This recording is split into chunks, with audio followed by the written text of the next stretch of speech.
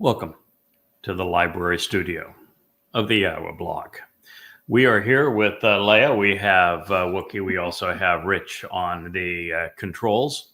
And we will be returning to Qatsyr Harvest. This is volume 5 of the Yada Yawa series. And it's a rather complete book, as you can see. We have, done how many episodes so far on Qatsyr Harvest, Rich? We're into our 50s. 64.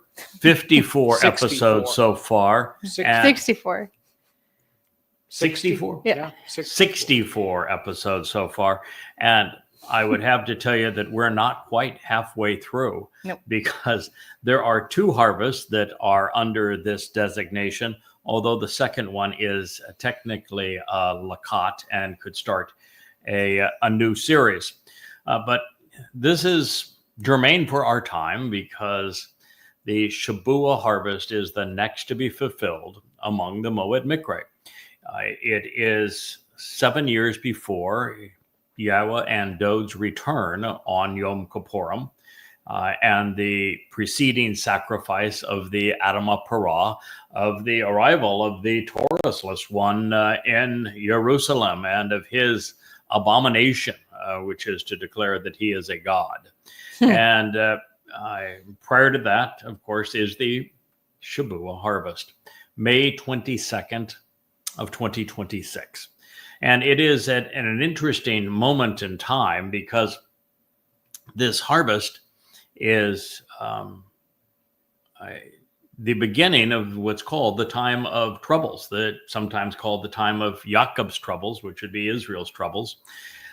And it is associated with the time that Israel will be dissected and a Islamic state of terror will be carved out of her very heart so that she becomes indefensible, leading to what the prophets describe as Al-Aqsa flood 2.0. And just out of a point of interest, since in Daniel, when Gabriel, who is Dod, as we know, presents the timing of things, he speaks of the Toraless one, of this adversary's advocate, of being the one who ushers in the state that is carved out of the heart of Israel, of affirming this covenant with many. The meeting for that, by the way, is now scheduled for, within the next 2 weeks, late July, at the United Nations. It is being headlined by Donald Trump, who is the one orchestrating it, who's already decided upon and spoken in favor of, and even had Netanyahu in his last visit announce that there will be a Palestinian state. And second to Trump in its presentation is Macron, representing the EU, and MBS, the psychopath of Saudi Arabia, representing the Islamic world. But guess what a wily group, huh? Yeah, but guess who is not invited to participate in the two-state solution? That would be Israel. But it's going to be imposed. It will be brought into effect prior to the time of this harvest and the beginning of the time of Yisrael's troubles, when she becomes indefensible, which is 22 May of 2026. But it is interesting, and I'm just going to throw this out as a teaser, because I'm working right now on retranslating Daniel's timeline. Daniel. I've just finished Daniel 12. So I'm moving now backwards, back to Daniel 7, and we'll go all the way through the process. But in Daniel 12, it describes the time that this devil's advocate is going to arrive in Jerusalem. It gives us that date. That date happens to be the 29th of January in 2030. That is still during Ramadan, but it is 1 week exactly to the concluding feast of Ramadan, which is the biggest, most important day of the Islamic calendar. The other every feast of year. the beast. And so this person is going to arrive to celebrate Ramadan in Jerusalem. So that's an interesting thought. It is in January of 2030. It would be a 1 year from the time that should there actually be elections in the United States in 2028 at the end of 2028, and therefore a new president in 2029 in January. It will be 1 year from that time. And this fellow is going to make the abominable announcement regarding his stature. He's not actually going to cause anything to cease. That prior translations that have religious translations that say that he's going to bring the continuance of the sacrifices to an end. No, it doesn't say that at all. It actually talks about that the Shabuah harvest is going to happen, and then after the Shabuah harvest, there's going to be this declaration of the abominable action, which is described as a religious pronouncement, which is quite clear. He's going to announce that he is God. I am so going to mock him. So it's really interesting that there is only one politician today who is presented as a Messiah, as a God, even perceived as a Messiah in Israel, that is loved in Israel. Our new and that Cyrus. has a huge, almost godlike following in the United States. And he is that very person that Isaiah said would be the one that betrays Israel with the two-state solution. He might be orange, right? So he might be orange. Yeah. Just a little orangish. So it's interesting just to put those pieces together, because that's the only person who fits all of this all the way through. And he would be welcomed right now. Yeah, I mean, he was Epstein's friend for 15 years. He denies it now. He has the highest approval rating in Israel of any country in the world, including the United States. And he's the biggest scumbag in the United States. He is their betrayer. But, Israel has never been good at identifying who actually they should rely upon and who actually they shouldn't trust. So it's an interesting phenomenon. Well, actually, Israel's real problem is that she's self-reliant. Right. But the only person who could be identified at the beginning of the time of troubles, this last 7 years, as the one who is responsible for bringing this treaty into fruition, well, it would be the Donald. It's either the Donald or you're going to choose MPS or Macron. So I think you got the Donald. The comedy we could perpetrate on Donald J. Trump if he proclaims himself a god. Yeah. I will have he's already called this himself is going to be juicy. He's presented himself as the Pope, and his followers present him as a god all of the time. So it is certainly within the popularity. He's a narcissist. He's a cultural one, yeah, and could do it. So the only issue really is whether or not the very subtle innuendo that this 10 horns that grow out of the Roman Empire and then out of the Roman Catholic Church should also include the empire of Alexander of Macedon. And so whether or not you have to go that far east to find this individual, or whether or not you just stay right there in the heart of the Roman Empire. And since it's the Roman Catholic Church, and you look for a place where you had the Roman Empire have a smaller, more recent independent country. And Trump's father doesn't prevail in this because his father's father's father came from Germany, which is not a recent country, nor a small country, but his mother. Where do Jews trace their heritage? If you have a Jewish father and a Goyim mother, are you considered Jewish or Goy? Yeah, you're considered Jewish. No, you're considered Goy. Or Goy. So, yeah, you got that wrong. And you're a student of this. No, the rabbis. No, by mother. By mother. Yeah, my mother. That is correct. That was the question I asked you. Oh, so okay. if you have Sorry. a Jewish father and okay. according to Jewish tradition, you are a goy. You're a goy. Yeah. And if you have a goyim father but a Jewish mother, you're considered by Jews to be what?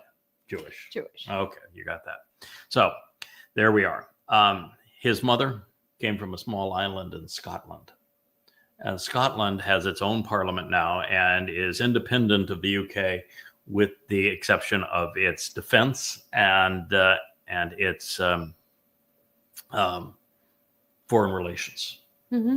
So you would have a little horn that has it's a vassal of England. Very recently, in the last 20 years, broken away. That's just something worth thinking about. We'll pursue this and hone it in a little bit, but boy, there is so long as Hasatan can keep him on his feet for another 8 years.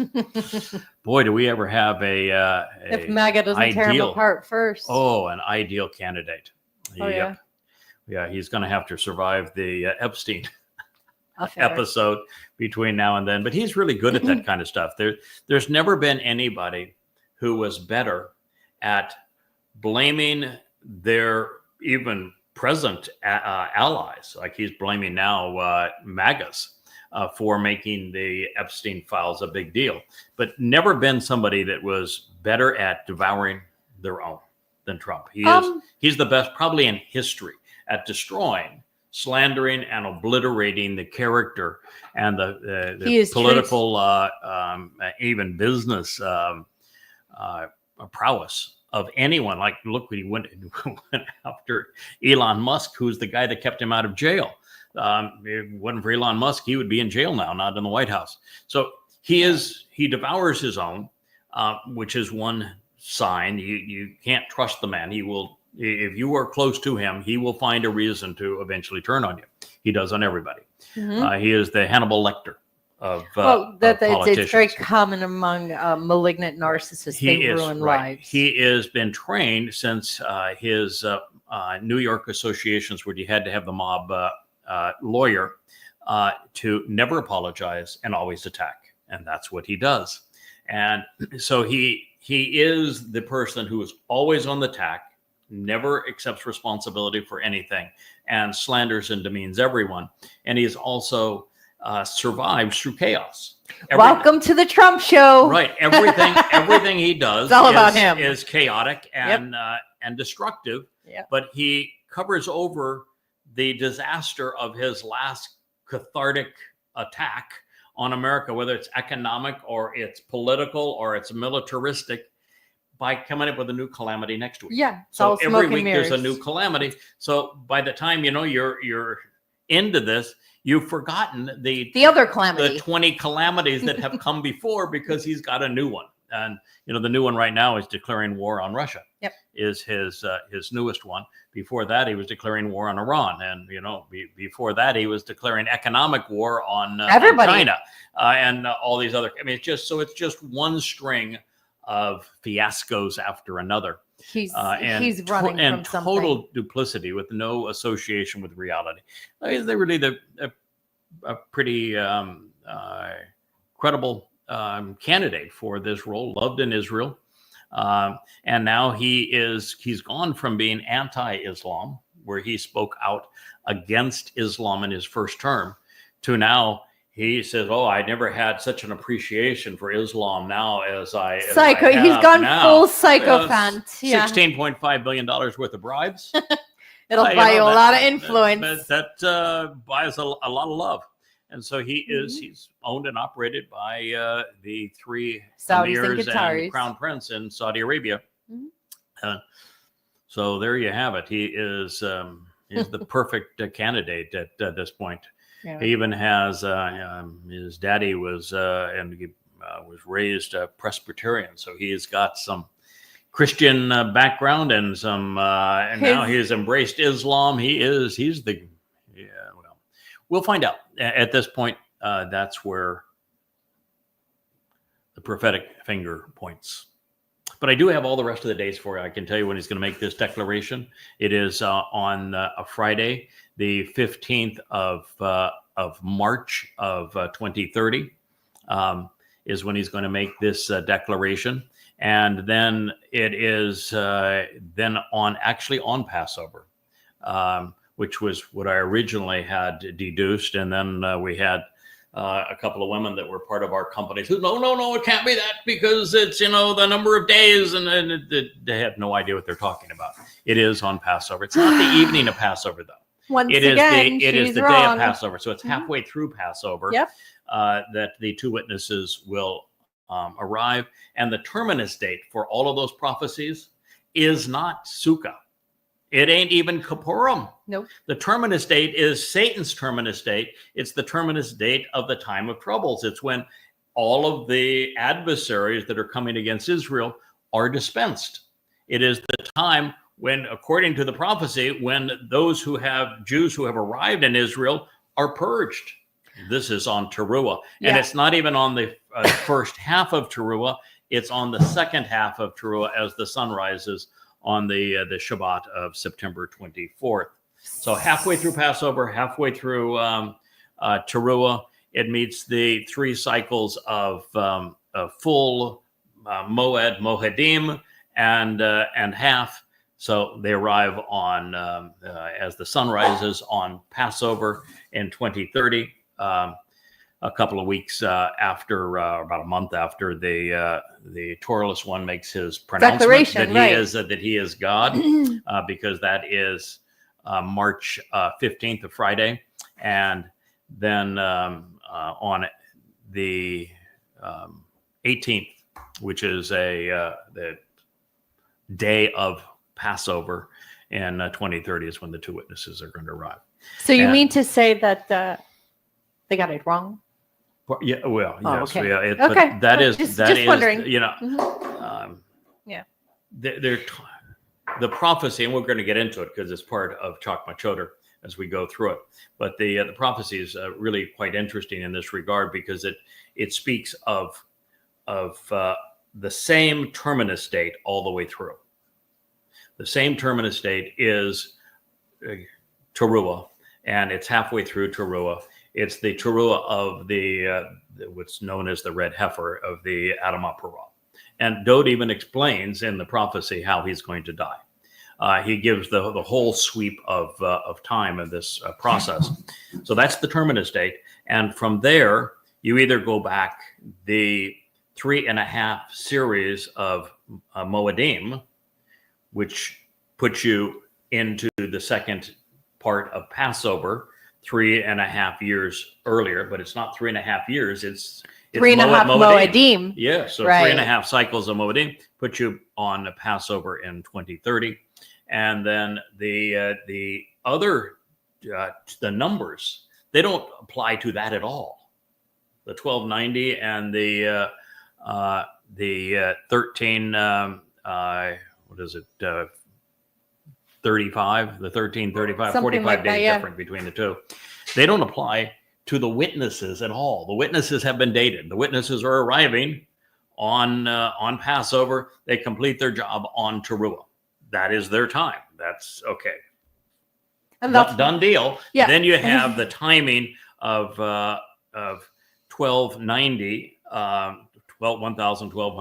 290 days from Satan's demise to the time that he announces that he's a god. That takes you to the Friday, March 15th date. TikTok, baby, it's coming. Right. And then it says, it's extraordinary the people who survive this entire time. And the entire time then is 45 days longer. And so you have to add 45 days to the time that, if it's Trump, but whoever is the devil's advocate makes his pronouncements, he's a god. That's his religious pronouncement. He arrives 45 days prior to that to establish himself as the supreme ruler politically. And so it establishes his arrival in Ramadan. And it also establishes that Ezekiel was correct, and that there will be only one of Yahweh's Moedim that will be honored by the Torahless one. And then he changes the date and changes the essence of it. But Passover is the only one that's changed. And you'll find by doing this analysis that he's changing Passover to Ashura Day. Oh, which will tickle both the Christians and the Muslims. Oh, of course they're going to eat because it Ashura up. is the mother of God and the Queen of Heaven. That is the Madonna child in Christianity. The whore. And yes, and the prominent whore. She is the rabbinical whore. Oh yes. That is the Queen of Heaven that the rabbis have been pronouncing. In fact, Muhammad picked it up because the rabbis were celebrating it.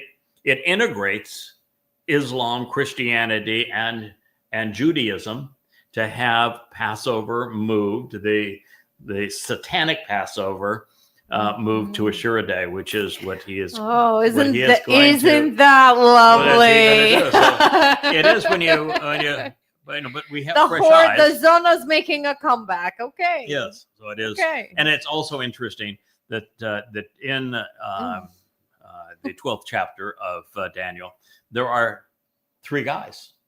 There's 3 guys there. And those 3 guys are clearly Dod as Gabriel, Yada as Michael. Yep. And there's no question that Yada is Michael. And Elia. Those are the 3 guys that are there. And the whole conversation is between them. And Daniel is nothing but a scribe. He says, I can't figure this out. What in the world are you guys talking about? He's such a schmuck. I got no clue what's going on here. And then he's just told, hey, pal, write it down and go about your life. Yeah. Seal it up. No one's going to understand it until the final witness arrives. And just before the end, he is going to explain it to you. Let's be fair. The witness didn't even understand it until recently. Well, that's correct. That's that book was actually we're sealed. talking about this week. Yeah. is when I understood the 12th chapter. Because amazing. You have to have so much understanding of what's going to happen on Teruah with the sacrifice of the Adamah Parah and the timing of the Shabua harvest to be able to put all of this together in sequence and then recognize that.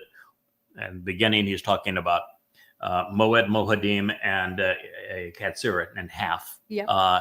And so that gives you the timing of their arrival and the completion of their work. And then he has the 2 numbers for without the prior pieces in place, it was impossible. That book was actually sealed. Yeah, so it's just amazing to see it now. I'm going back and I'll finish the evolution of those 10 horns and the like, and that's why I was checking to see what the Donald had in terms of his past. And his mom comes from Scotland, his dad comes from Germany. They're both part of the Roman Empire, but from a ethnicity point of view, he would be perceived as his mother's ethnicity, and that would be Scotland, which would fit all of the criteria that we're given in this. So anyway, we'll have to see how it all plays out. I'm a little ahead of where we will be in that regard. Nevertheless, we are studying Yoel because Yoel is the most comprehensive prophet as it pertains to talking about all of the really nasty stuff that takes place during the time of trouble. Yeah. And in the statement that we considered in our last program on Qatsyr harvest, which I think was probably a week ago Friday as part of our family hour, I had read the following. It says, I will avoid any association with and remove the invading army from the north, whose objectives are concealed, along with their use of stealth and duplicity from within and over you. Now, before we go on to the rest of this statement, there's some really troubling stuff. Not affirming stuff as it relates to the prophecies as we know it, but really troublesome stuff that's coming out of Syria. Oh, yes. And what's coming out, and obviously Syria is the country directly north. But Syria is not Syria anymore.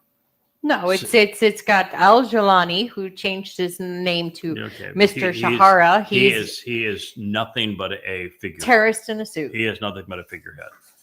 Syria is now southern Turkey. Mm-hmm. That is why Erdogan armed the Islamic State to oust Assad, because he could not control Assad, but he has total control over Al-Jilani.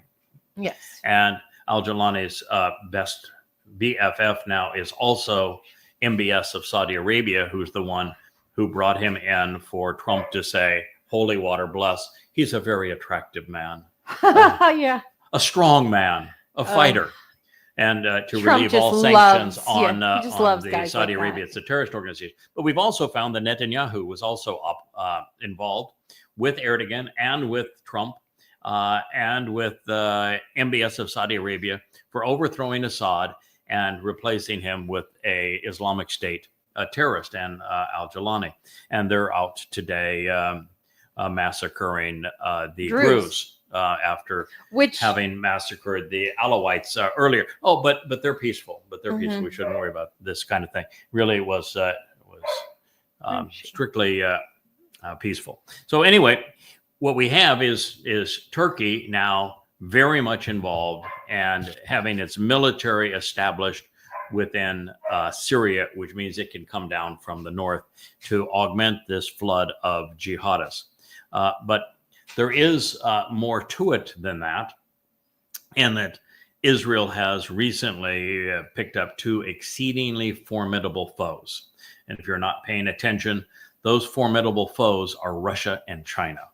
Now, China was Israel's second largest trading partner, and for a long time, until the America started using Ukraine as a proxy against Russia, which means that the Mossad is involved because the CIA is involved.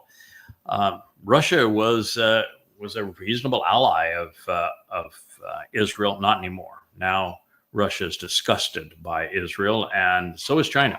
So they have two really formidable foes, both to the north of them, Russia directly to the north of them, who would come right through Turkey as well and could support Turkey in this, but you don't really need much from Russia in this regard because you have the support of NATO.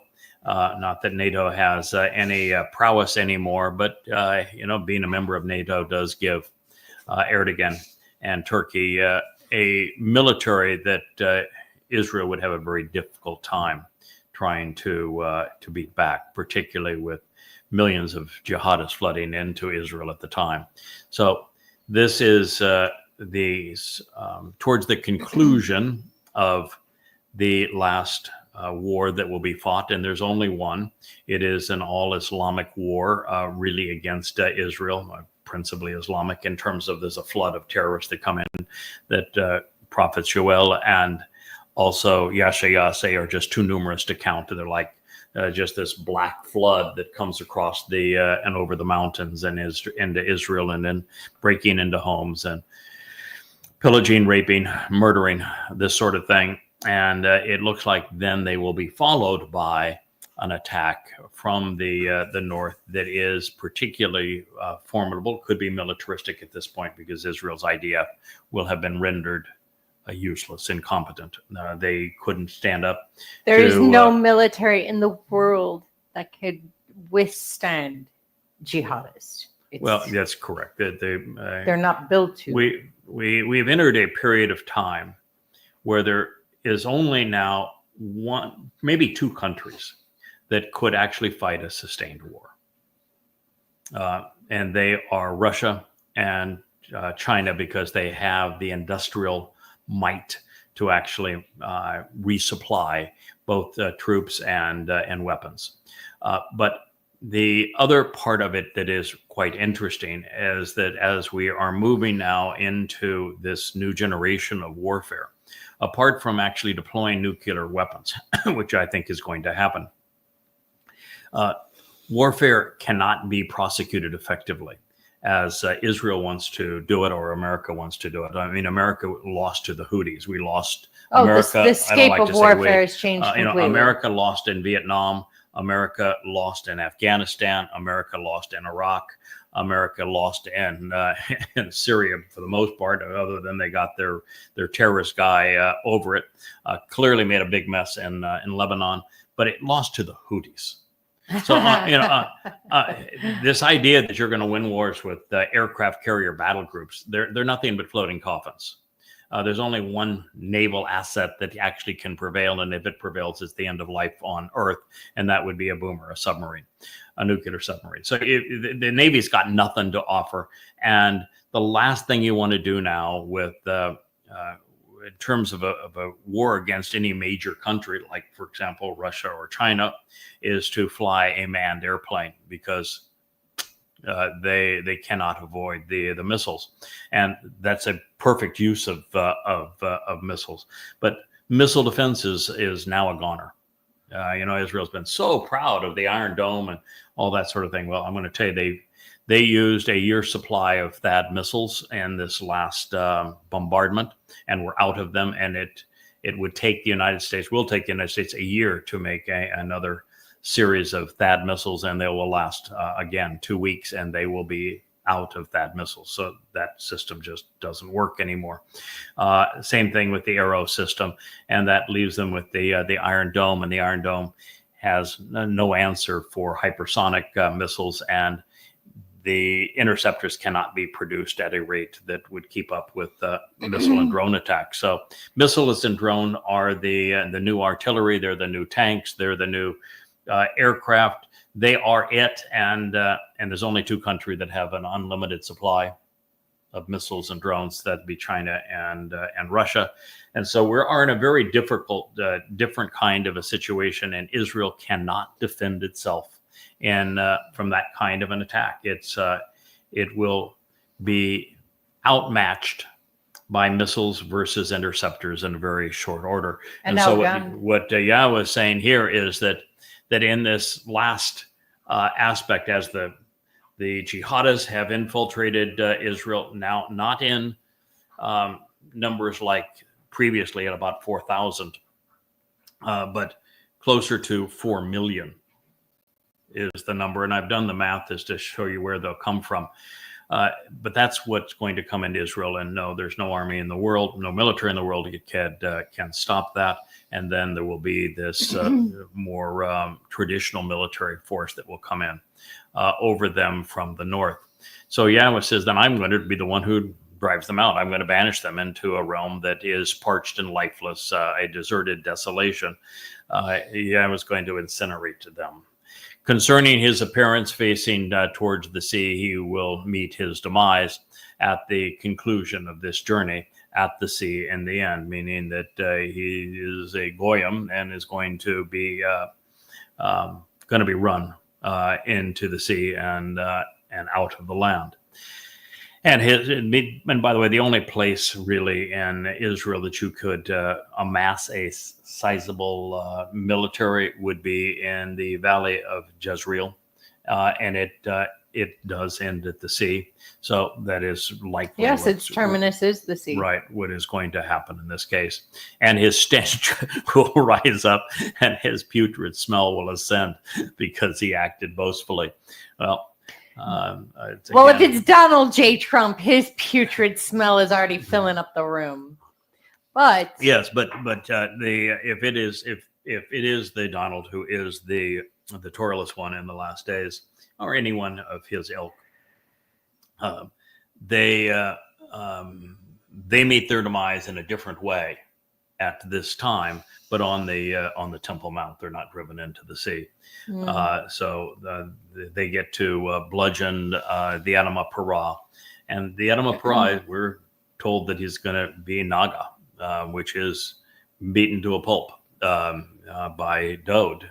But Dode says, "Hey, don't sweat it. It's an ashray," which is really cool. So the first word that I translated, now almost 24 years ago.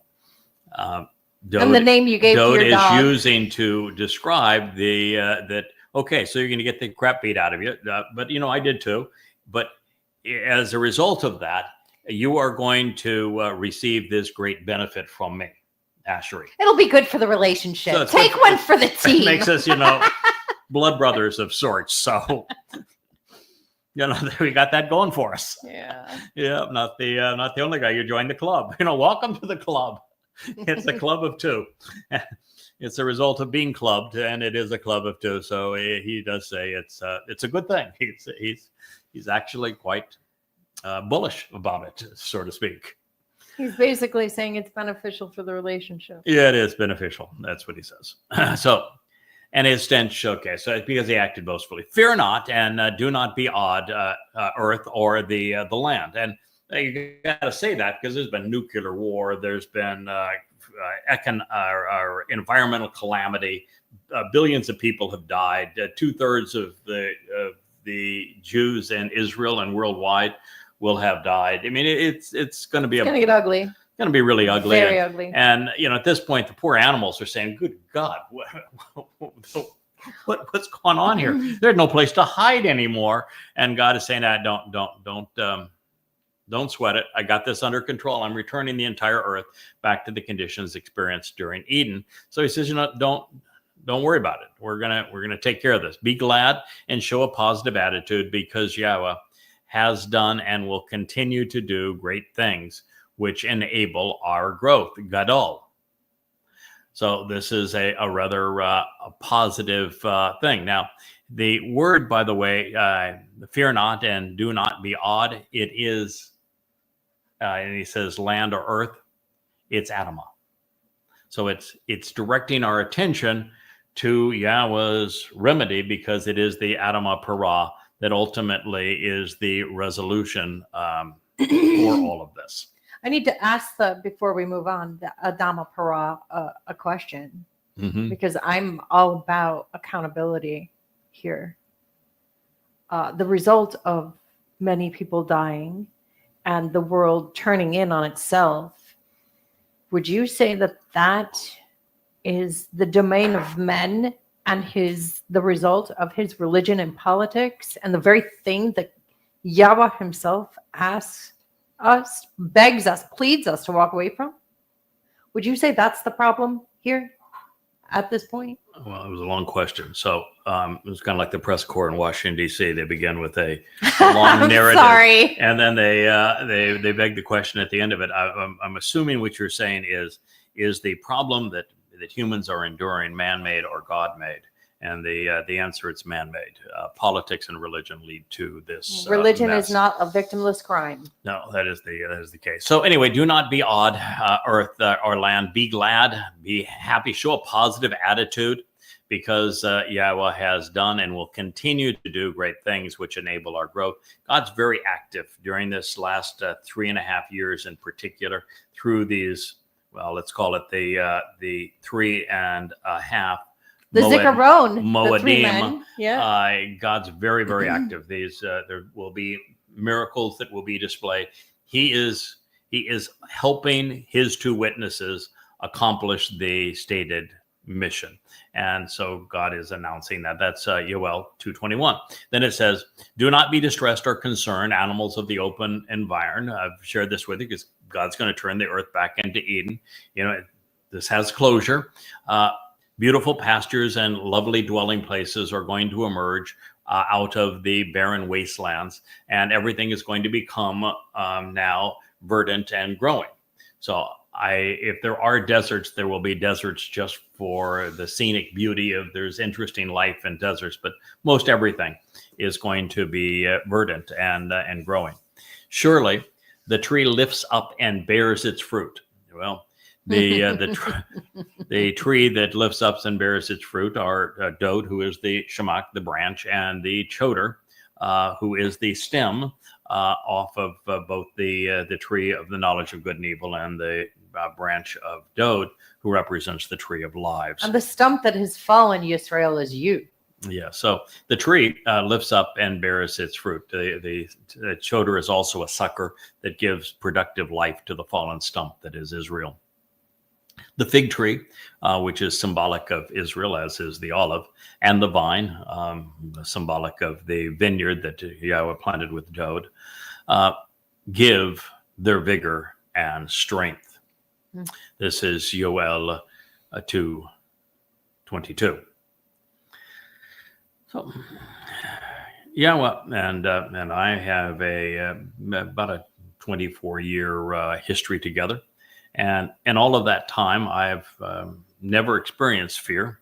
And since he's talking to the animals, and we humans are part of that, there is just no reason that any of us should be concerned. We shouldn't be distressed because the relationship with God is uplifting. Now, that's not to say that we don't have heartache or pain. We have to, otherwise we can't empathize with Yahweh and have the compassion that is, or even the grit, the fortitude that challenges, help to mold or forge our character. So we do have heartache and pain, but through it all, we grow, and not only in our ability to empathize with the fellow man, but mostly empathize with God and understand what He's been through. Now, that being known, Yahweh wants to be associated with people who have a positive, upbeat attitude. No deadbeats and Shamaim. If you are a curmudgeon and everything in your world is unhappy, you just don't belong. You got to have a positive attitude as we go forward. If I may, before you go on, I think, and this is throughout the Torah, it is very well repeated. Do not fear. Do not fear. And I think that the Jewish mindset understands that, or perhaps it doesn't, but needs to understand that we are, as a people, quite neurotic, very neurotic. And until we stop to learn the truth and stop yibber-yabbering, and we're able to listen to Yahweh's words, I think we will consistently be neurotic. Jews I think it's very much in our DNA. Yeah. Stop praying and start listening. I mean, how many times on X do we say, oh, please pray for us, please pray? And you say, no, your problem is that you're yibber-yabbering and you should be listening. You are estranged from Yahweh. That's the problem. Yeah, that's the problem. You can't identify your enemies. That's another.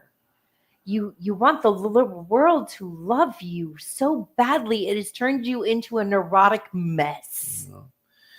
So in this particular case, Ashah, which means to engage and to act, it was written in the call infinitive construct, and by following it with Gadal, God is telling us that His actions have become synonymous with doing whatever is needed to facilitate our growth, our lives. And should we expect Him, and I think we should in this situation, to act in our best interest, the future is bright indeed. Yahweh is engaging to rear us as His children, elevate our status, nurture our understanding while cultivating our character. This is going to be a profoundly important moment for Him to display perfect parenting. Yes, and if I may, I'm a part of the vine. I'm Yahud, and there is a lot to overcome from walking away from our Father's house, our traditions, and our religion and our culture.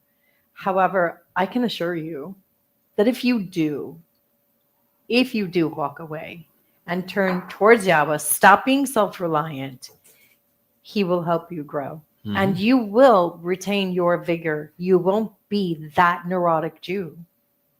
And it is really wonderful on the other side. Yeah. So, as I mentioned, the use of Adamah. God is not only speaking to the ground, but instead of what gave birth to Adam, He is also saying that He can communicate with animals, which is the experience that Adam and Yahweh had in the Garden of Eden. And we're going to go back to that period where we can communicate far more effectively with all manner of animals, they to us, us to them. And beyond, I think, all of this, God is telling us, letting us know that the land man has wounded, He's going to restore, and we're returning to Gan Eden. Also, it is God's intent to use the Adamah Parah, this bloody red and productive bull to remedy the problems of his people so that they are restored. So renewed vigor of the fig in this particular case and the vine, they're both symbolic of Yisrael and of Yahweh's people flourishing in the land. Those who survive and respond to him at this time will be chalal. They will be enriched, empowered, and they are going to manifest noble characteristics. Rejoice over these favorable circumstances, children of Zion. Zion is that ridge line that goes from the house of Dod in the city of Dod at the far southern terminus of Mount Moriah, goes up the ridge line of Zion to the house for Yahweh's name, the covenant home, called a temple by many at the top of Mount Moriah on what's called the Temple Mount.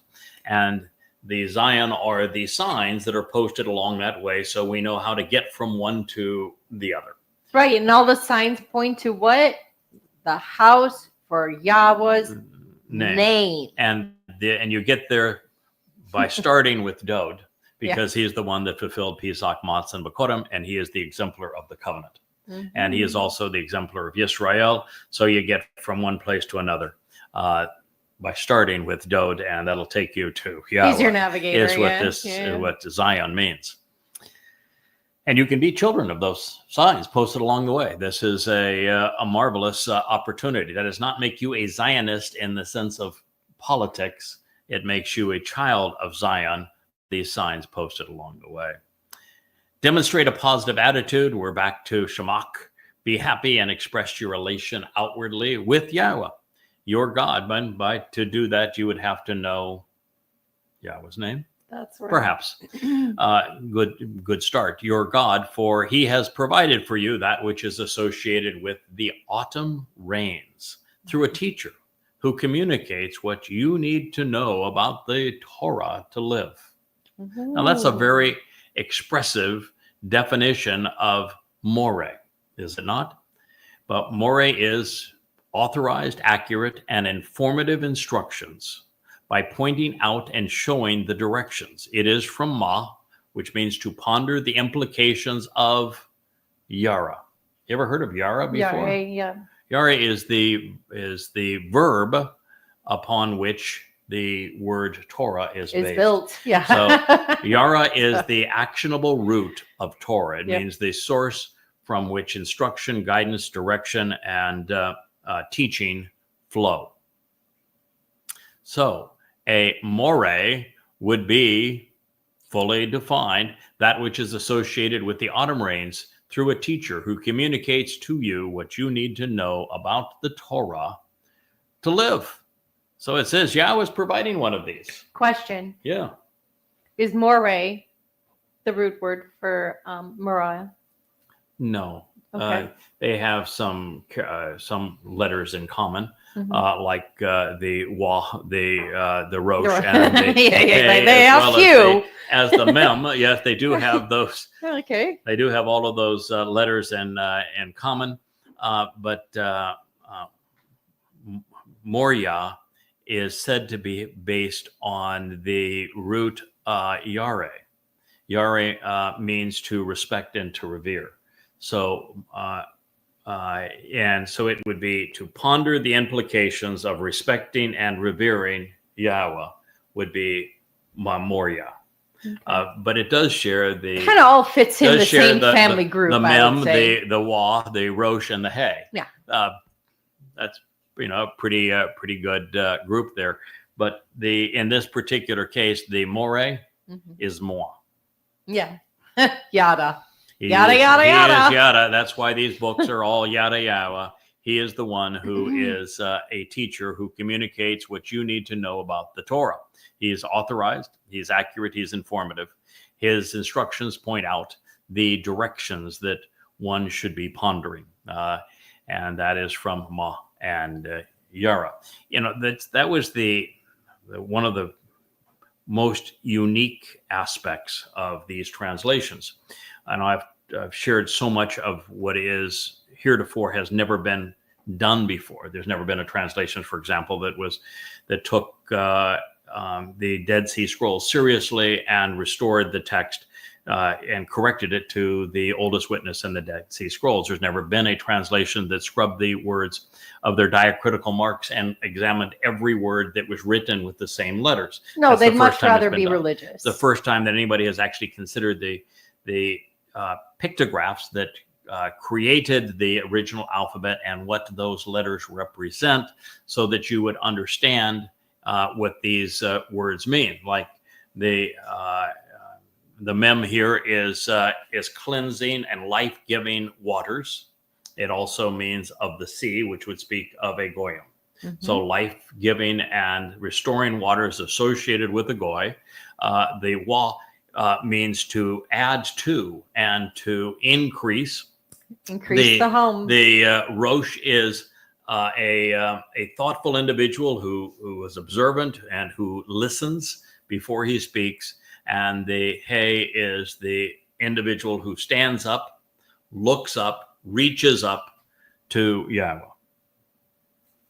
So that is how you would define it. So, but with the other part of this that no one had done heretofore, beyond also putting the root of every word, or the most general form of every word, in the parenthetical, so that the cards were all face up on the table and you could validate the translations for yourself, which was never been done before. And then an amplified version where you went then and had the additional words, as I've shared here in this particular definition with it's you, a beautiful system, which had never been done before. Yeah. And that I also did something. The last thing that I want to share here is what I've done with this particular word. Every time there is a noun that is explained by its verbal actionable root, I've taken the time to do so. So I have always looked to find the root of words so that we could understand them in a more complete context. That's how we get to this. And collectively, almost no one has done any one of those things. And absolutely no one has done all of those things. And that is what has led to 5,000 to 10,000 profound insights that no one has perceived currently, or seen the entire picture, or understanding the timeline and how we get to it, is doing it this way. It just took took 24 years of 12, it came 12 down hours to, a day. But hey, what's 100,000 hours of study among friends? I think that treating the text ethically for the first time and being highly transparent about the work along the way. Yes. Yeah. Shows not only the magnitude of the work, but the person behind it. So demonstrate a positive attitude with Yahweh, your God, because he has provided for you that which is associated with the autumn rains through a teacher who communicates what you need to know about the Torah to live, who is authorized, accurate, and informative in his instructions to point out the necessary directions, so that you can be right and thus vindicated. La tzedakah, for you to be correct and acquitted, innocent and prosperous. That's a really good idea. Yeah, glad he thought of that.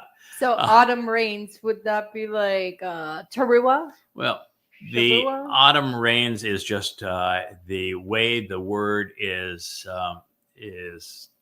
defined in Hebrew lexicons, based upon its actionable root.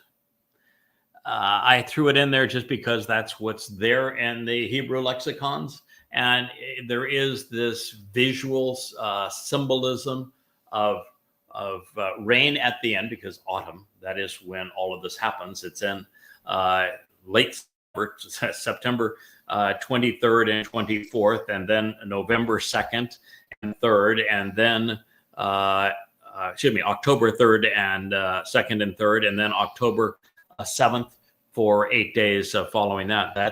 We're talking about all the way through here. This is autumn. Yep. And we know that the land up to this point is going to be parched. Yes. And so this is the rain new life to that parched land and cleansing it. And so there is symbolism associated with the autumn rains, even if the word does speak of guidance from the Torah. And this guidance from the Torah that is being provided through this individual that Yahweh is deploying is so that you can be right and vindicated. He has brought down for you an abundant shower. Mm-hmm. So that's why I left the autumn rains aspect of it. It denotes the timing and denotes the cleansing effect of all of this so that you can be right. And he has brought down for you an abundant shower of, well, here again, we have more of guidance and instruction, of pouring out and pointing out that which you should be contemplating regarding the Torah's teaching and directions, communicating this as a teacher so that you know and can live. About being gleaned and growing thereafter. Malkush, about being gathered together and finally harvest in the aftermath. From Ma, to ponder the implications of Lakash, of being gleaned and a final harvest and growing thereafter. Teruah is the final gleaning. There are none after Teruah. And so Teruah is what we're talking about here. This is the domain of the... And if you want the skybox seats, you better get your ticket now. You better. Do not wait. I would strongly suggest getting out of Dodge. In fact, that's one of the things that Dode as Gabriel makes really clear in the final chapter of Daniel, when he says is you want to get the last ride out of town before this time of trouble, and that's going to be on Shavuot. Get your ticket now. Have your bags packed. Be ready for Shavuot, because after Shavuot, bad things are going to happen. It's going to turn out well in the end, but it's going to be a rough ride along the way. So, one correction: you won't need bags. Well, just come as you are. Just means that you're you're ready. You're ready to you're ready to go. Yeah. So he has brought down for you an abundant shower of guidance and instruction, Morah, pouring out and pointing out which you should be contemplating regarding the Torah's teaching. About being gleaned and growing thereafter, Makosh, being gathered together and finally harvested in this aftermath, as was intended from the beginning. In other words, we're talking about what's going to happen 8 years from now. And Yahweh said, man, I had this all designed right from the beginning. This is the plan from the beginning, which is why Yahweh introduces Dode and his pal in the Torah.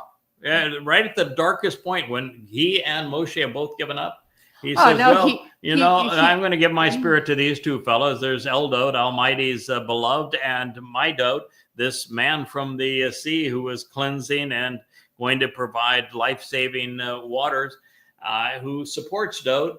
Those are the two guys. They're going to make it all happen in the end. Not to worry, I've got this all planned. He even, in his creation accounts, spoke of the greater and lesser luminaries associated with the Moed, these very things he's talking about in the end, the Moedim, that are associated with the Moed, that are going to restore life and provide access to life, just as Dode returns as the sun.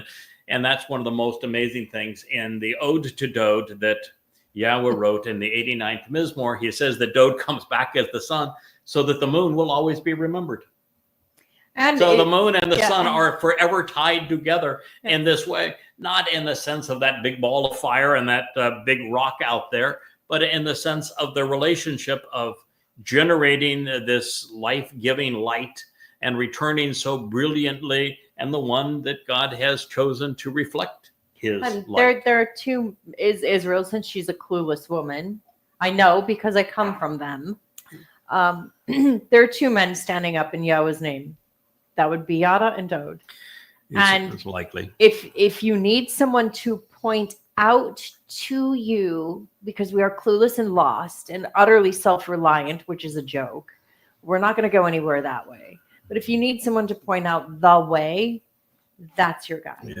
Yeah. One time I had thought they might be Abraham and Sarah, because they are their mother and the father of the original covenant. But that would make Yahweh's name feminine, and it clearly isn't. It's a masculine name. Every reference to Yahweh is always father, and he, masculine, singular. Including his ruach. Yeah, so even ruach. when he deploys his ruach, he talks about it's his influence. So Yahweh's masculine, singular. So the individuals standing in his name have to be two individuals that God has chosen to represent him, and they would be the greater and lesser luminary. One in the middle, one at the end of his name. And so that this has been a point Leo's tried to make. But there's only one of time, those men, only one, who took the time to explain it in great detail. Dode did in his writings, but the only one who's been able to unlock that is Yada. Dode made enormous contributions to understanding the Torah, both with the 19th and 119th Mizmor. And they are beautiful for understanding the Torah. The one reflecting his light, his herald, has actually gone much further. My books on the Torah, these 35 books that behind me, all of which include Torah, do go way beyond what Dode did. Now, that is as we would expect. Dode only had the Torah to work with. And so, that's the way things taken work. It forward in time to see certain things. And Dode describes many of these things, and he was the one that was the first to figure out in the Torah that it was his responsibility to serve as the Passover lamb. He figured it out. I figured it out looking at it, and I'm not Dode, so I could figure it. I know he figured it out from that. And Dode wrote beautifully about the Torah, Very explaining much so. even the alphabet, that it was based to us. And his herald's job is to amplify what he has done. That is the mission. Anyway, this is a powerful statement in Yoel 2:23. It explains exactly what we are doing today and how you can capitalize upon it. So, having read the signs that, of course, have been posted along the way and coming home, we have every reason to be joyous, even in the midst of the worst that man has to offer during the time of Jacob's troubles. The fact is that this is actually a wonderful announcement. The shimmering silver lining, if you will, surrounding the most ominous of all clouds. This is exceedingly good news. This means that Yahweh's got a plan. We're fulfilling the plan that he has laid out, and it all turns out to be this joyous celebration in the end. And so no doubt the rain on the lands that man has parched will serve as a lovely metaphor, but that's not the object of this prophetic proclamation, although there will be a lot of water that will flood off the Temple Mount as the Adamah Parah is sacrificed to cleanse the last mortal remnant of Yisrael. But God is pouring forth his Torah teaching for me and for you. And through the Moreh, he is pointing out the directions along Zion, the signs posted along the way, to the Malkush, those where the real growth brings an abundant harvest. God is bringing us back to Gan Eden, to the garden of great joy, Ba Ha Rishon, as was intended from the beginning. So since Yahweh said this, it would be disrespectful and counterproductive for us to ignore it, particularly through Yoel, which was the prophet for this specific period of time. This is Yoel's job. We talk about Yeshayah having written a textbook for how to be a choder and how to respond to the choder, and the Nakar and the Zeroah and all of this. And he is brilliant at putting the pieces together for us, and without it, we wouldn't have any clue how we should be operating now. And he was absolutely spectacular at that. But when it comes to just this period that we're in right now, and we're going to be in for the next 99 months, this is the guy. He is the expert on this time. And So we need to listen to what God said about the autumn of our existence as mankind separated from God. The remedy is in the final four Moed Mikre, recognizing that three transpire in the fall, and particularly those that will be fulfilled in the fall in year 6,000 Yah. So we are the voice of Shabuah and the living embodiment, boy, is that ever true, of Teruah. The Zeroah is sowing and cultivating the seeds, which will result in these harvests. This is a beautiful, affirming presentation of God's plan. So before we go on, let's make a what if here. What if you're a Yahud who is now listening to an archive of this sometime during Jacob's trouble? Where would you go to find this wonderful moray, this teaching and guidance that's promised by Yahweh? Yada Yah, or Yada Yahweh, whichever you prefer.com. That's where I would go, because you will find all 35 books that lay all of this out for your examination, for your edification at yadayah.com, including this one on the harvest, which we're discussing right now. It is available in its entirety at yadayah.com, or if you prefer, yadayahweh.com. Both will take you to exactly the same place. And you can even begin with a book like this one, An Introduction to God. It will describe the nature of the Hebrew language. It will describe the original alphabet that the Torah was written in. It will take you through the grammar so that you understand the very uniqueness of Hebrew. For example, in Hebrew, there's no past, present, and future tense. All things that are conveyed are simply true. It will take you through that whole process, and then you'll from there have a foundation. In fact, in this series called An Introduction to God, you're going to find that Dod's 119th Mizmor is presented in its entirety to give you this great foundation to grow from there. And then there's a series called Yada Yahweh, of which Qatsyr Harvest happens to be the 5th volume, that begins with creation and walks you through every aspect of creation to show magnificent things. For example, God describes the creative process over 6 24-hour days. And when you look at the cosmic radiation background from the Big Bang, which we know how time was stretched in the proximity of great energy and velocity and mass, what God says is that the 24-hour days, when you divide the 14 and soon going to probably be 15 billion years from the time of the Big Bang. I say will soon be because, well, the Webb telescope has now found galaxies that are more than 13.8 billion light years remote from us, which means what I've always thought, that we had the timing of the temperature of core confinement wrong, and therefore the universe is probably closer to 15 billion years old. And while it began, as Yahweh said, with a Big Bang, there were lots of Big Bangs. It began simultaneously everywhere at the same time, as opposed to in one place. And when you do the math and you take 15 billion years and you divide that by 10 to the 12th power, which is the cosmic radiate background being stretched, you come with exactly 6 24-hour days. So God's timing is, from the perspective of someone at creation, is exactly accurate with 6 24-hour days. And we're living in that final 6th day at this moment. But you'll go through that series and you'll be taken into the garden and experience exactly what happened there.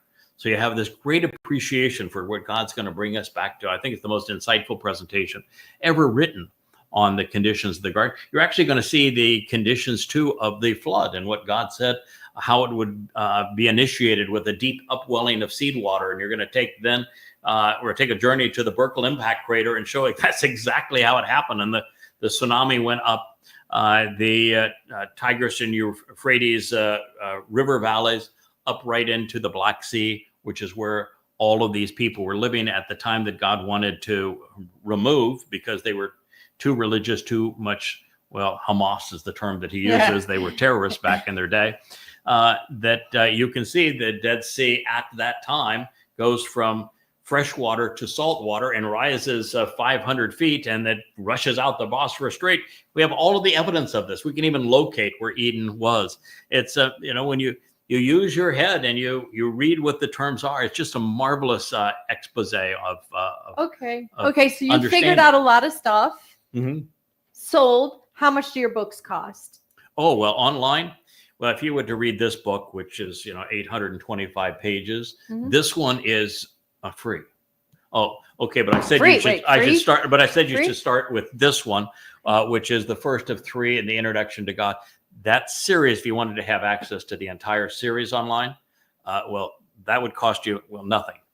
If you were interested in learning about what's wrong with Christianity, so that you might be able to accept that Dode is the actual Messiah and the Son of God who was crucified by the Romans in 33 CE. There's 5 volumes of this series.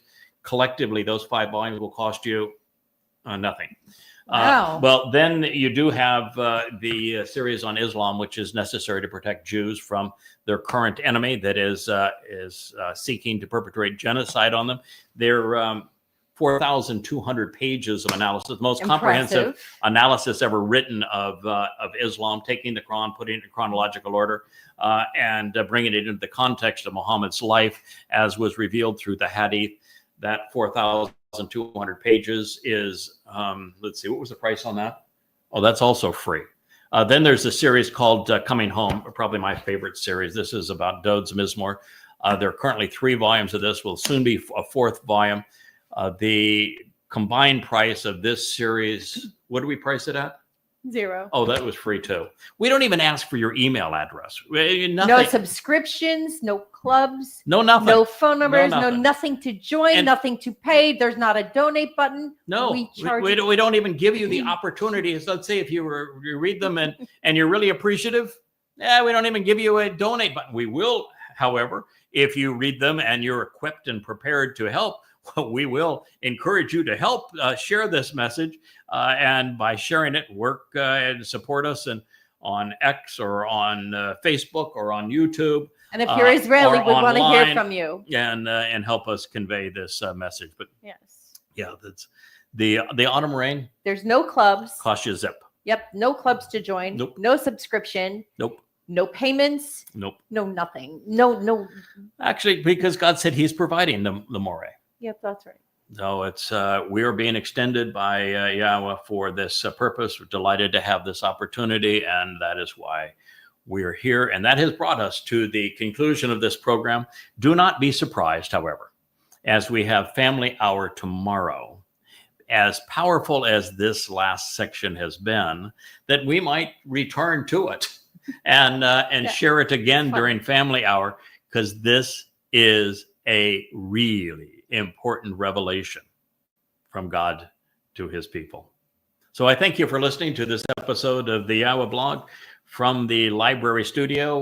Wookie, we're delighted you were able to be here with us, and the smiling Leah, who does inside now but does not do outside with as much passion and zeal. It's like a sauna out there. Yeah, no, it's really lovely this time of year in the Caribbean. My favorite time of year. But thank you all for listening. We look forward to being with you on our next program. Good day.